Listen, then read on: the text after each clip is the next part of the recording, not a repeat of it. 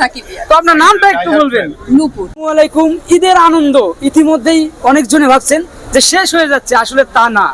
Star সিনে কমপ্লেক্সে এসে আমরা দেখতে পাচ্ছি অনেকজনে ভাবছে তুফান তো চলতেছে না, এবং অনেকজন বলছে যে শেষ, সিনেমা শেষ, আর হবে না। কিন্তু আমরা ইতিমধ্যেই আমরা দেখতে পাচ্ছি আমাদের ভাইয়া এবং আপুরা ফ্যামিলি নিয়ে এসেছে স্টার সিনেপ্লেক্সে সিনেমা দেখার জন্য বসুন্ধরাতে, এবং আমরা তাদের কাছে জানার চেষ্টা করবো যে আসলে তারা কি সিনেমা দেখতে এসেছে।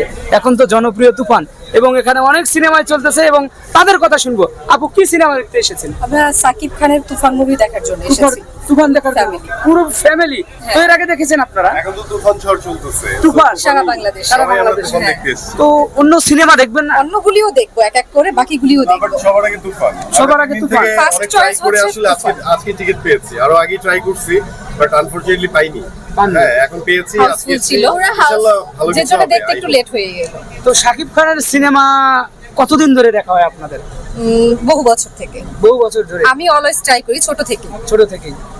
তো এই যে আরো যে সিনেমা চলতেছে, তো এগুলো দেখবেন না, না? সেগুলিও দেখি, যেরকম সুরঙ্গ বা এবারে রিভেঞ্জ, এগুলিও দেখা হবে। রিভেঞ্জও দেখবেন? হয়তো দেখবো। রিভেঞ্জও দেখবেন না?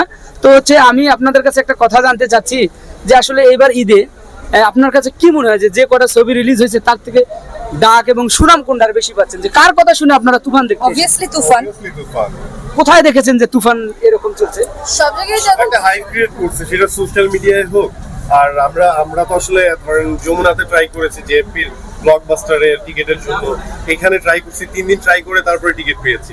সো বোঝাই যাচ্ছে যে এখানে হাউসফুল। হাউসফুল। আর সাকিব খানের মুভি মানেই তো হাউসফুল। যেরকম রোজার ঈদের রাজকুমারও আমাদের দেখা হয়েছে এই সিনেপ্লেক্সে।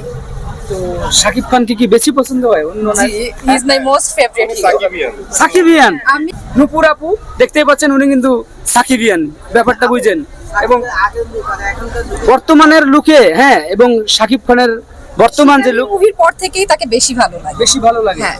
তো আপনারা চান যে শাকিব এরকম সিনেমা বেছে বেছে হ্যাঁ এরকম মুভি করুক, আমাদের ইন্ডাস্ট্রি আরো সামনের দিকে এগিয়ে যাক, এটাই আমরা আশা করি। তো আরেকটা প্রশ্ন হচ্ছে যে আসলে বাংলাদেশের অনেক নায়িকা রয়েছে, অনেকজনই বলতেছে যে এবারে সিনেমায় কেন বাংলা দেশের নায়িকাকে নেওয়া হলো না, মিমি চক্রবর্তী কেন? না, এটা তো যৌথ প্রযোজনার মুভি, তাই না? ব্যাপারটা হচ্ছে কি যে আসলে ক্যারেক্টার যে যাকে ডিমান্ড করে, সো রায়হান রাফির উপরে আমাদের পুরো ভরসা। সে আস্তে আস্তে সে এই কাজ কিসের জন্য মনে করছে যে ওই ভালো প্লে করবে এই রোলটা, সো দ্যাট ওকে সিলেক্ট করছে। এখানে আসলে আমাদের দেশ ওদের দেশ এমন কোনো কথা, আমাদের দেশ নায়িকারা কি কলকাতায় মুভি করতেছে না? It doesn't matter. হ্যাঁ, ম্যাটারটা হচ্ছে আসলে কোন ক্যারেক্টারে কে আসলে স্যুট করবে। সো রায়হান রাফির উপরে আমার অন্তত খুব কনফিডেন্ট আছে। হ্যাঁ, সেই ভরসাটা আছে। তো আপনার শেষ হচ্ছে শাকিব খানকে কিছু বলার আছে? শাকিব খানকে আমি তার সাথে আপনি যদি আজ শোনেন। হোক কাল হোক আমি কোনো একদিন তার সাথে মিট করতে চাই, Meet আর সেটা করতে যে চান? কোনো সময় হোক আমি করব। তো মিটের দেখা হয়ে গেলে কি বলতেছেন শাকিব খানকে? এই যে এটাই বলবো যে আমি আপনার অনেক বড় একজন ভক্ত। এই যে বেস্ট গুড লুকিং গাই। তো আসলে আপনারা এই যে ইদানিং দেখছি যে পরিচালকের অনেক প্রশংসা করতেছেন, এবং এর আগে কিন্তু আমরা অনেক, যখন সোশ্যাল মিডিয়া কম ছিল, তারা কিন্তু এরকম পরিচালকের নাম জানতো না। ইদানিং রায়হান রাফি আসলে মনে হয় আমাদের ইয়াং পরিচালকদের মধ্যে রায়হান রাফি অবশ্যই মোস্ট ফেভারিট সবার কাছে, কারণ উনি ওনার কাজ দিয়ে সেটা প্রুভ করছে। যেরকম নেক্সট সুরঙ্গ, দামাল, পোড়ামন 2 সবগুলিতেই উনি নিজেকে প্রুভ করছে। পরাণ, নো ডাউট। আর উনি নতুনদেরকে নিয়েও কাজ করছে।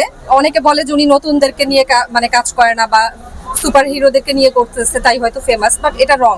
উনি তো নতুনদেরকেও অনেককে উঠাইছে, তাই না, মার্কেটে। আপনার কার ভালো লাগে, শাকিব খান রে না অন্য কাউকে? শাকিব খান অবশ্যই বাংলাদেশের সবচেয়ে ভালো একজন অ্যাক্টর, আর পাশাপাশি সিয়া। পাশাপাশি সিয়াম। শাকিব খানের সিনেমা কত বছর ধরে দেখা হয় এবং কয়টা সিনেমা দেখেছে? না, ওরা আমার ভালো লাগে তাই ওরা আসলে সবাই আসছে। সে আমাদের দেখাতে নিয়ে এসেছে। দেখাতে নিয়ে এসেছে। তো আপনাদের আমার ভাতিজি, আপনার ভাতিজি, তো ভাই ভাতিজা আমার হাজবেন্ড সালমান শাহ ছিলেন, কিন্তু উনি তো নাই আমাদের মাঝে। তারপর থেকে সাকিব খান। তার হয়তো এখন আমি এই মুহূর্তে নাম বলতে পারবো না, তার ম্যাক্সিমাম মুভি আমার দেখা।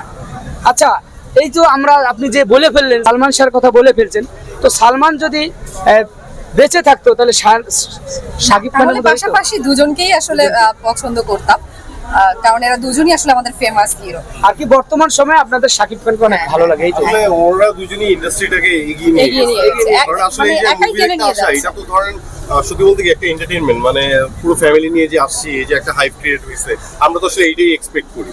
সো সালমানের পরে আমার ধারণা যে শাকিব খানই একমাত্র আসলে ইন্ডাস্ট্রিকে দীর্ঘ ধরে রাখছে। 25 আর আমরা ইয়ার্স চাই থেকে আসতে, আমরা চাই ইন্ডাস্ট্রি মুভি এগিয়ে নিয়ে দেখতে, যাচ্ছে। ভালো মুভি হোক।